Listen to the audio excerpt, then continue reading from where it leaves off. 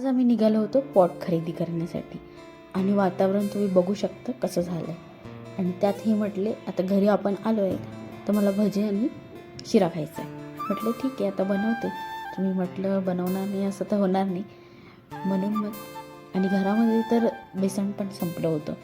मग मिक्सरमध्येच डाळ बारीक करून घेतली आणि त्याच्यानंतर कांदे चिरून घेतले आणि म्हटलं आता कांद्याची भजी बनवतच आहे तर थोडा बटाटा पण टाकून द्यावं म्हणजे बटाट्याचे भजे त्यातच होते.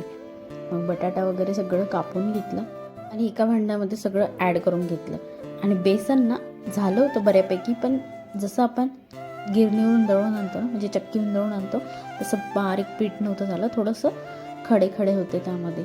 तरी पण म्हटलं आता ऑप्शन नाही आहे. मग छानपैकी त्याच्यात बेसिक मसाले वगैरे सगळं टाकून त्याला भिजवून ठेवून दिलं म्हणजे थोडे छान भजे होतात. आणि त्याच्यानंतर ना इकडे मी शिरा बनवायला घेतला.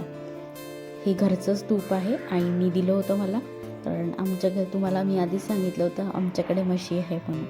जो तूप म्हटलं चला म्हटलं वापरूनच घ्यावं म्हणून मग खूप सारं तूप टाकलं आणि छान मस्त रवा भाजून घेतला आणि थोडासा लालसर झाल्यानंतर ना थोडं दूध आणि त्यामधली क्रीम असते ना ती ॲड करून घेतली आणि छान मग थोडं शिजू दिलं आणि पाणी पण टाकून घेतलं आणि त्याच्यानंतर मग वरून साखर टाकली होती, किंचित मीठ टाकलं आणि इकडे माझे भजे काढून तयार झाले होते. आणि मग म्हटलं आता एखादी टेस्ट करून बघावं आणि मग टेस्ट केला तर खूप छान टेस्ट झाली होती. आणि आता शेवटचं थोडेसे राहिले होते भजे ते पण काढून घेतले आणि नंतर म्हटलं आता शिरा खाऊन बघावं. नवऱ्याला देण्याच्या पहिले आपण टेस्ट करून बघायचं आणि मग त्यांना विचारायचं कसं झालं आहे म्हणून स्वतःच खाऊन घेतले तर यांच्याकडे घेऊन गेले. तर असा होता आजचा दिवस. चॅनलवर नवीन असेल तर सबस्क्राईब करा, लाईक करा.